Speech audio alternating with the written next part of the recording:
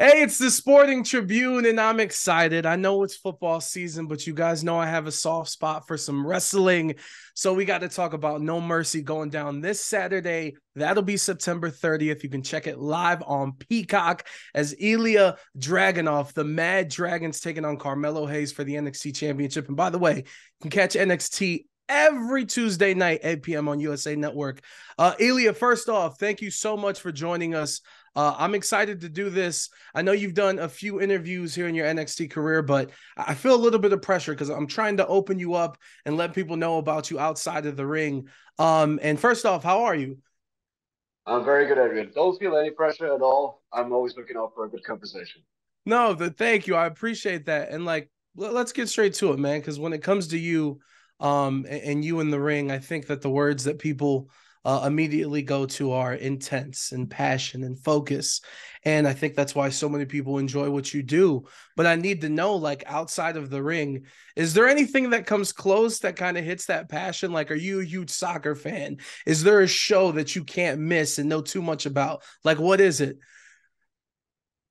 I gotta be honest, everything I'm really interested in is always job related. Like because I like look at me in the ring. Like look at all my performances. How this can't be my life, right? I mean, like I'm such an unbalanced person. I push everything I do to like the extreme. Like if I do something, either I don't do it at all and I keep it somewhere else, or I need to do it like with as much passion and as much drive as possible. And this is like I like martial arts, for example. I like for if I watch shows, I'm a huge anime fan.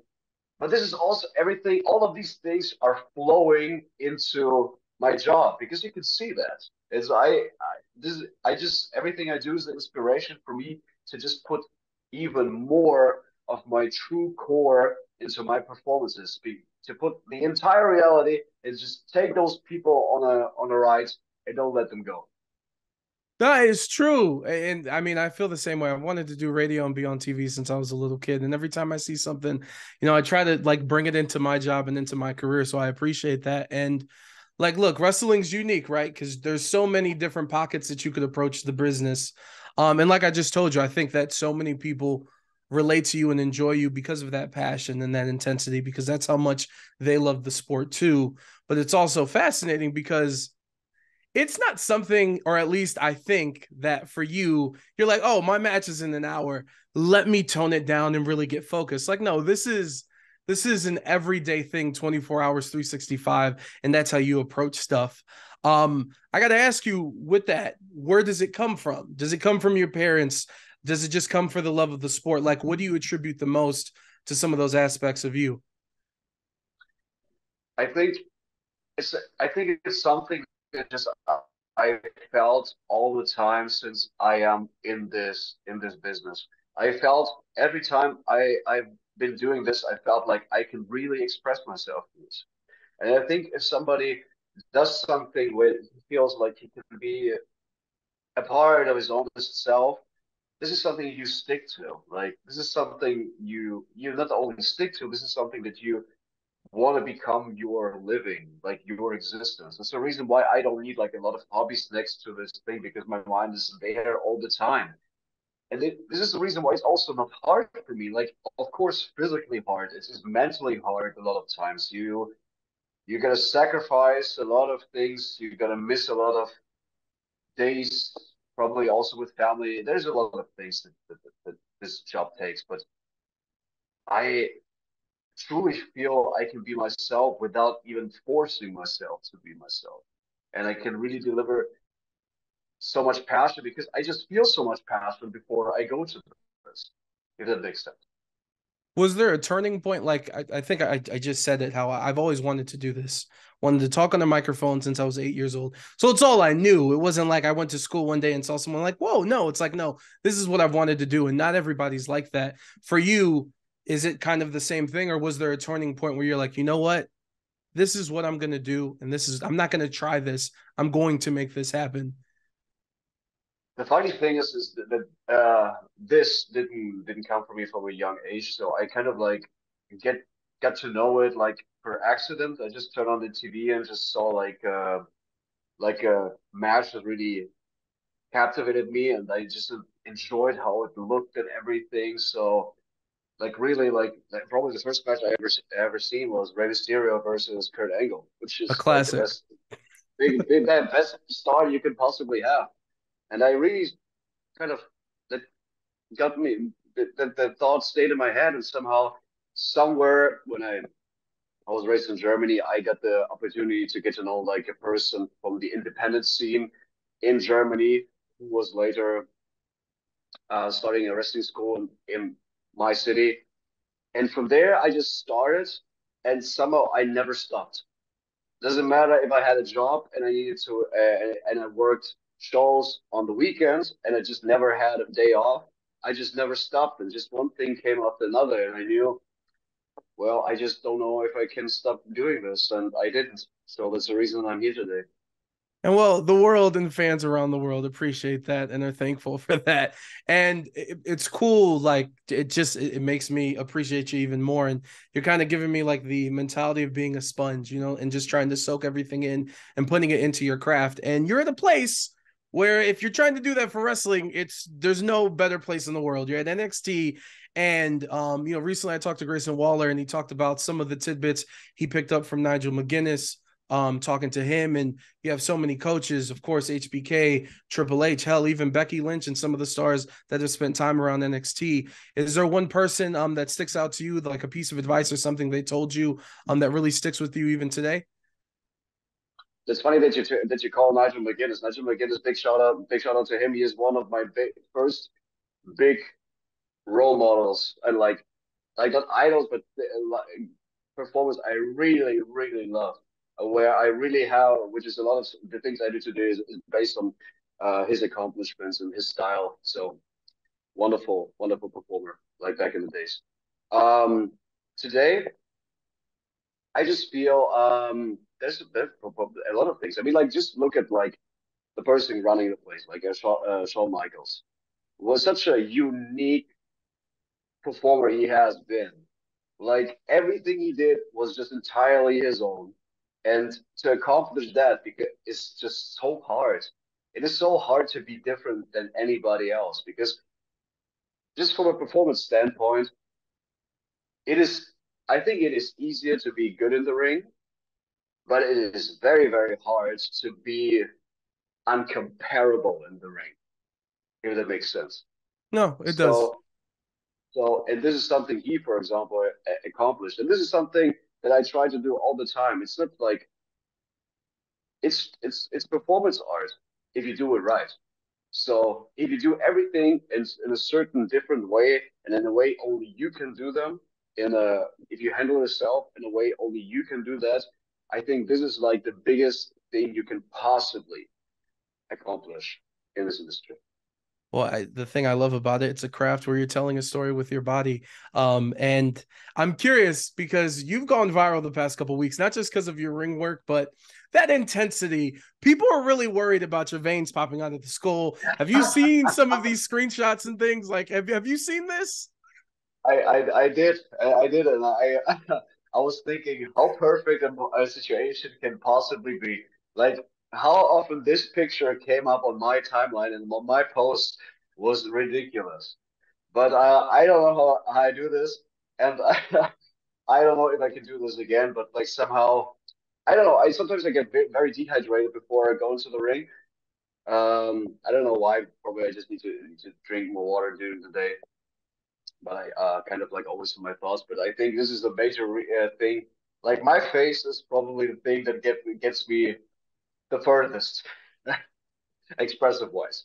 Hey man, you said uncomparable, and that's where you are, and that's a good spot to be. And then first off, Sporting Tribune today, Ilja Dragunov joining us, the Mad Dragon. Again, check out No Mercy this Saturday night, September 30th. You can check it out on Peacock, and of course, every Tuesday, 8 p.m. on the USA Network, NXT on USA Network. This is the portion of the interview called Gunther. I'm assuming you're on your media run, and I'm sure no one's asked you about your matches with him. So I'm glad to be the first. All right. I do want to ask, you going back into the locker room after those classic matches, which, by the way, again, you went viral this weekend. Don't know if you know, website that collects all the ratings for the matches all time in WWE history. Two of those matches that you had with Gunther, both in the top 10 all time, which is crazy. But I want to know, you going back to the locker room, was it just immediately standing ovation? If you could talk me through that. First of all, it's funny that you say I walked back to the locker room because I was barely walking after this. It's true. Like really, I remember. I can't really remember the reactions like backstage or something like this. I can only remember that I think in both matches, most definitely, I had moments in the match and after the match where I thought for the very first times how I don't know how I can keep going.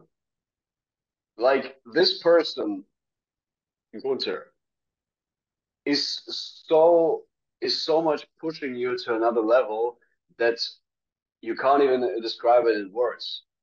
And me as a person, like he is most definitely like the absolute final boss. If you just look at him, he has this aura.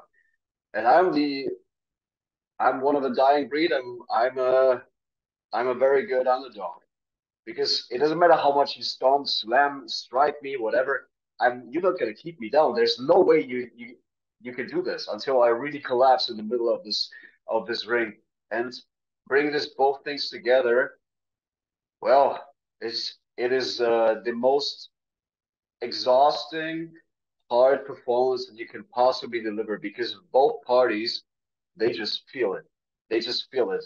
The person taking down the underdog, like squeezing everything out of him, just like squeezing, like just those chops, how loud they were, and like there are certain sequences that still going are going viral on social media. As they Just with should. some chops that were so loud, that were so loud. And this feeling like getting this is like it just takes the entire oxygen out of your body.